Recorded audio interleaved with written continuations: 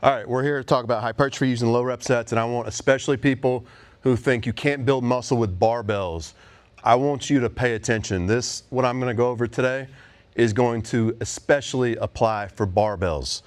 It's not going to apply for single joint exercises.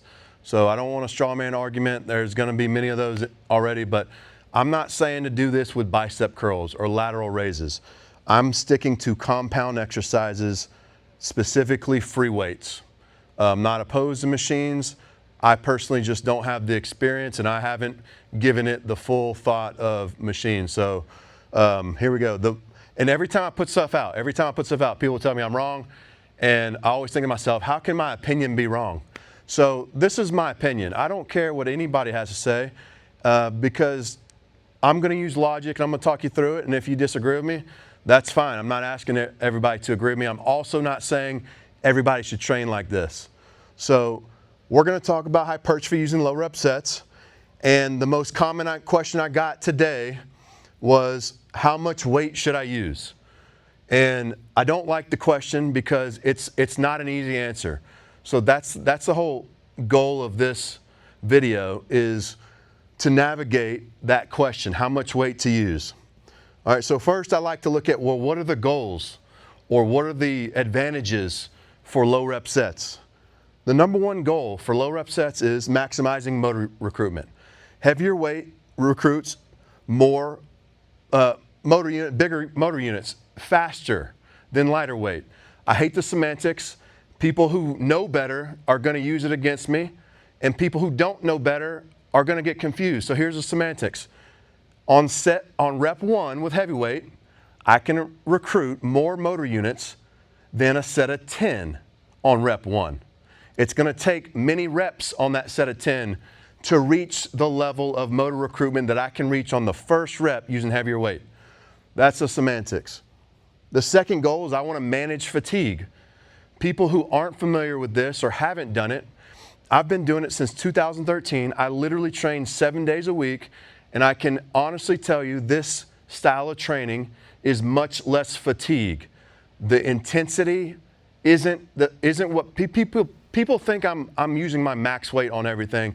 That's not the case. That's another reason I'm doing this video. The fatigue part, when you follow this criteria, it automatically manages the fatigue for you. And the third goal is I want to accumulate hypertrophy sets. So I came from the strength conditioning world. You can say that set did the most for power, endurance, strength. I've never heard anybody say what a hypertrophy set is. I've seen a power set, a strength set.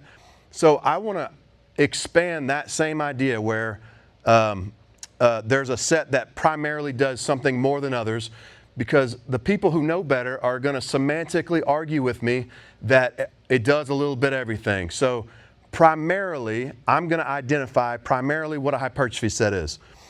Hypertrophy set, here's the criteria. The answer has to be yes for all these questions, all of them. The first one, did you try to move the weight as fast in the concentrics? So if I'm bench pressing, did I try to push the bar up as fast as I can? Or did I not? Because people who use 3 sets of 10, it's all about tempo. 3 sets of 10, the weight is too light. You have to purposely not push as hard. That means you're not going to recruit the motor units that I want to recruit because I'm not giving my body a reason to. The 3 sets of 10 crowd are using fatigue to create a need to push harder, which is backwards to me. I want to stay away from fatigue. That's the whole reason I'm doing this low rep set idea. All right, so the answer has to be yes. Did you push as fast as you can each rep? Has to be yes. Were most of the reps in the set near failure? All right, example, 3 sets of 10. Here's the other semantic. If you're just starting lifting, none of this applies to you. This applies to people who have been training for a while and need more stimulus. If you're in rehab, I can already picture the people in the comments. I don't need any type of one-off demographic saying, I'm not saying it's for everybody. In fact, I'll stop right there. This isn't for everybody. But if it sounds like it's something that you need, the next edge that you need, then keep listening. If not, then leave. 3 sets of 10 to me is fatigue sets, because how many of those reps are near failure? Maybe the last 2 or 3, or 1 to 3 reps, maybe. I don't know what the first few reps, the first 5 or 6 reps are doing. You're just waiting to get to this state of fatigue to get to the reps that matter. It doesn't make sense to me. The 10 by 3 are what I would call hypertrophy sets, because I'm going to add weight and I'm going to start near failure on the first rep. All right, now let me jump over here. How many reps within failure should I be at? Most people are going to agree that you need to be within 5 reps of failure. So all reps within 5 reps of failure are good reps. That's what we're going to go with. Most of your reps are going to look like this. I personally like to use 3 reps or less. If you do the math, it maths better. If you're going to go with low rep sets, commit. I don't like the people who stay at the 4 to 6 and think that's good enough. If you're going to say lower is better, then lower is better. So just commit. 1 to 3 reps. That's low. Sets of 1 with 2 to 5 of your rep max loaded. Do the math. You can check the math after you watch the video. Sets of 2 with 3 to 5 of your rep max loaded, or sets of 3 with 4 to 6 rep max are loaded. Now, I said most sets will look like this. What happens is, if you lift like this, you're going to get stronger. All these rep maxes are you're going to have to adjust on the fly. That's why I don't like to be put in a situation where I got to tell you exactly what weight to use. Some days you're going to have more fatigue. Some days you're going to have more juice. Maybe you had better nutrition or sleep. And over time, you're supposed to get stronger. So this is just an example. If I follow this math, most of these reps are within 5 reps to failure. You can check the math. Now, I can already hear how many reps do I need to do? I personally like to accumulate 18 to 36. I would start somebody brand new around the 18. And if somebody's just in a big, I train a lot of females and they do better with more volume. So I tend to go to 36 with female lifters. I don't personally use 36, and I don't use it for a lot of male lifters. That's just my experience. That's how I like to do it. But that's the range. What this means is it's gonna put you at a range. When you look at your set and you count up your total tonnage, you're gonna lift between 15 and 25 times your max. That is a large stimulus, and it's manageable, because you're going to follow rules that keep you in a state where you can recover session to session. And smart programming, you're not going to be training before you're fully recovered. So keep that in mind. The next question, we're going to jump back over here. Next question that you need to answer yes for this to be a hypertrophy set. Did you complete all the reps in a row? Motor recruitment is very important. Reps in a row are going to help me recruit more motor recruitment. I think that's fairly agreeable. I don't think many people are going to disagree with that. The other thing it does is it shortens the set duration. The low rep sets, the shorter duration sets, that's what makes it easy to recover from.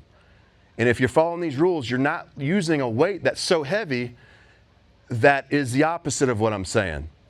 So we're not using max loads. We're trying to find the sweet spot. And when you use all reps in a row, it shortens the set duration. Longer set duration, need longer recovery, more muscle damage. That's not what I want, right? I want to exploit mechanical tension with heavy weight and short set durations. So did you complete all reps in a row? This is going to save you from lifting too heavy, I'm telling you. That's an important question. If you're stopping at the top, taking another breath just to get to 3, it's too heavy. That's the key.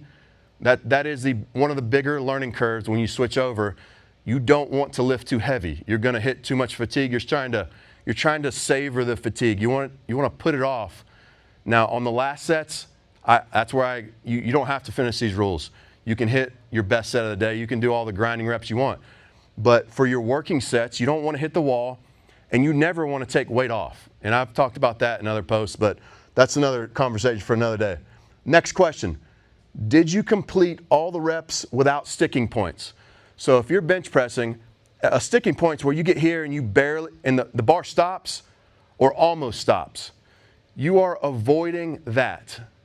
And if you have that in the set, it's too heavy. You're going to miss out on the bigger picture for hypertrophy. You're going to accumulate too much fatigue. When you do accumulate fatigue, it's going to hinder your ability to recruit motor units.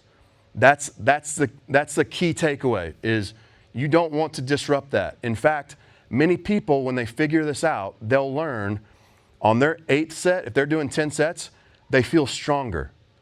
And their 9th set. And then these people, they text me, I can't believe I just hit a PR, a lifetime PR on my 10th set. That's exactly the experience that I think everybody should have. If they're doing it right, that's the experience you have.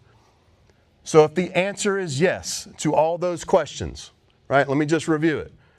Did you try to move the weight as fast as you can in concentrics? Were most reps near failure? Did you complete all reps in a row? Did you complete all reps without sticking points? If the answer is yes, then you have the correct amount of weight on the bar. There's one more question to ask. Can I add weight and still answer yes to all the questions? If it's 5 pounds, if it's 10 pounds, and you can say yes, add the weight. But this is an important topic, and look, I don't expect people to agree with me. I really don't. So when people push back, I don't get mad.